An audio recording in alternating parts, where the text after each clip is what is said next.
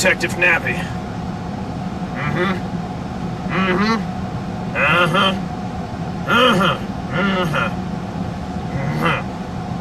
Okay, we'll be right there. Come on, Snooky. Of all the cases we are set upon, only one still bothers me to this day.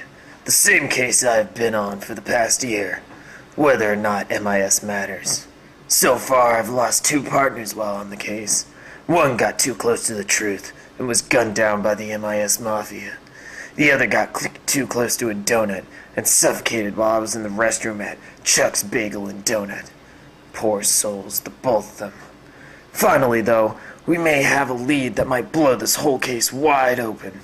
Ground patrols have found a couple of high-ranking MIS experts and have brought them down to the station for questioning. We are at a crucial point in the MIS field.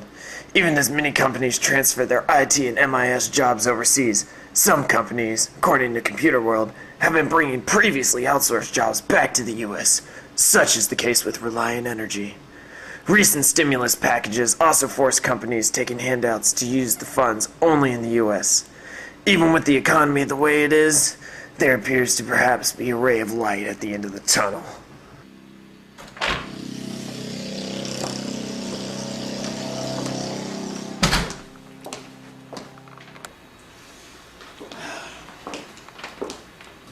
Detective Snappy, Detective Snooky. I take it you're here to see what Santa dropped off early. What room are they in? 101 and 103. Okay, let's go, Snappy. Gosh darn it, Snappy! This may be the last chance of us getting the information that we need. When we get in there, I don't want any screw-ups. And don't get too wild like last time, Snooky. They don't get critical information, and you sent it to the leave-in! To the leave-in!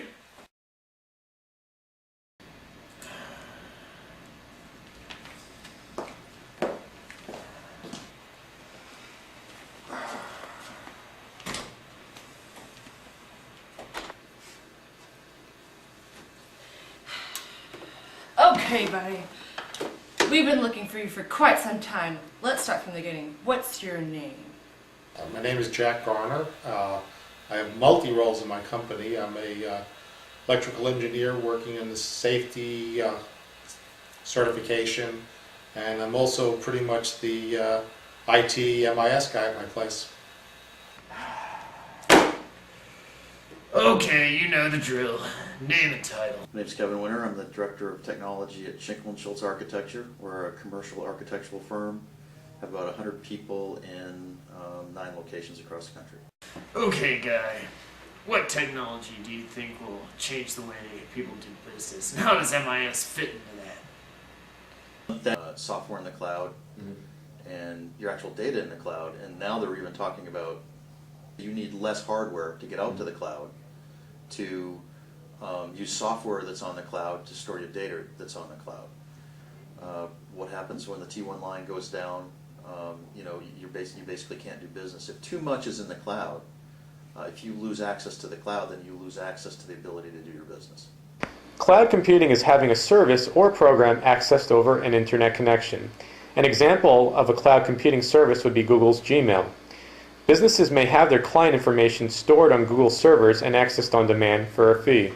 The costs are low to the client because Google shares their servers with numerous clients as well. The clients may not need Google's resources at all times, so Google may service all clients with their 24/7 staff. Local companies may also put their own applications in the cloud. Doing so, they can have their tech staff localized to a single facility with the server, allowing cost savings related to manpower and hardware. A key to successfully implementing a cloud system is to effectively relate the system to the business's plan and objectives. The flexibility of cloud computing allows for IS management to make ongoing changes to the system to match business objectives.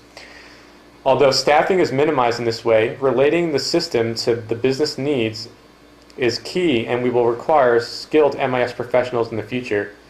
Now, I know you've seen your share of failed system implementations in your day. Tell me, what factors result in a failed system implementation, and how do you minimize these risks? Failed system implementations, in my experience, have basically been due to lack of information, like applying a new software or a new connection. We alleviate it usually by exchange of information, talking over with the people, all the different people involved at any level in the system, and figuring out where it failed, where the break in communication was. Failed implementation is one of the most costly and embarrassing errors that MIS professionals can face. Consider the situation of current IT systems in the healthcare industry. $19 billion of taxpayer money was distributed to hospitals all around the country to promote health IT systems. Since then, a series of problems have resulted, stemming from administrative complications after implementation, formatting errors, and errors involving interoperability between programs. Many of these problems were directly related to the staff not understanding the systems themselves. Moving forward, the real question is, does this prove a need for hire more skilled MIS professionals to ensure failed implementation doesn't happen? Or does this show that the benefits don't outweigh the costs? Well, Mr. Hotshot, bigwig, corporate CEO, executive, financial wizard, technological guru, and former boy genius, what do you think are the advantages of having both management and information system knowledge? The advantage to both is the fact that being able to know what to do with the IT knowledge gives me information about software and how to use it and the information that comes out. And management experience just gives you the idea of when to use it, how to best apply it down to the people who are working under me, or how to get information from the people working under me and know what it means and how it applies. Business management plays a key role in any IS planning. For example, MIS managers have to analyze financial situations before deciding on the budget for implementing a system. If they over or underestimate the cost, it makes a great deal of an impact on the budget of the company, and not just small chunks either. According to a Businessweek article, an Allstate insurance system that was estimated at $100 million while under development was initially estimated at $8 million. Examples like this have destroyed the credibility of IS management. On top of the cost of the system, managers have to hire and pay for system analysts and programmers to make sure the system is working properly. Is the cost of implementing a new system worth the hassle? Alright, we have one last question, I'll probably let you go. What type of job security can we expect in the MIS profession? It's not safe at all. Technology is changing so quickly. I think technology itself it is. They're making technology so much simpler. It's so easier to set up a server nowadays. It's so easy to set up a wireless network. You used to have people that went off to technical school that could do that stuff. Now, maybe 10 pages worth of paperwork and a couple pieces of equipment from Best Buy, and anyone can set up a network. It's the talent, the natural talent of kids coming up through the system. It's technology itself, and like cloud computing is another one. If they get such where all you need is a computer with internet access to run programs and do whatever you want to do, I mean, how many people do you need supporting that? With the current state of the economy, it is important to have a recession-proof IT skills.